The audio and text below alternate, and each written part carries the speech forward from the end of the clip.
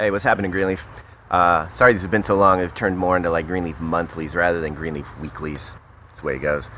I'm sure, like many of you, as I watched some of the recent police shootings and the subsequent protests, even going on in our own state, I found myself only really able to utter one simple prayer, which was just, Lord, have mercy. And honestly, at first, I felt like just like that was lame. Like this was my meager attempt at a prayer. It was the best I could muster up. But I held on to it. And for a good few days, I just kept praying it all the time, over and over again. And what I found was I was reminded that there's more power in it than I initially thought. Because I realized that the next beatitude we were getting to in this series is the one where Jesus says in Matthew 5, "Blessed are the merciful, for they will be shown mercy." And I don't know about you, but I want to be shown mercy. I want to receive mercy. We could define grace as being given blessings that we don't deserve, and mercy, on the flip side of that, could be considered to be not receiving punishments that we do deserve.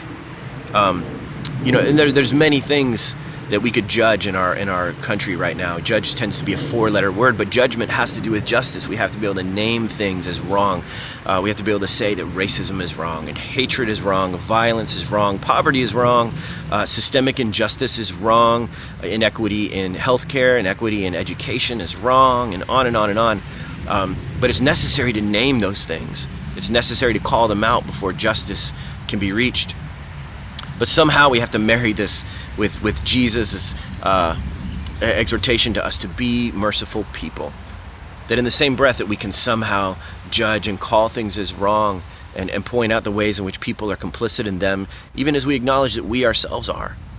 Even in subtle, unintentional ways that we've all contributed to this. And all the while praying over ourselves and praying over others. God, have mercy. Lord, have mercy. And that's just my encouragement to you, Greenleaf. It's a difficult one. I think this is the trickiest beatitude for me in light of the racial tensions in our country. But somehow, even in calling things out and in judging what is wrong, we have to be merciful people. So go and be merciful. Be merciful to everyone around you. And may the Lord also show you mercy.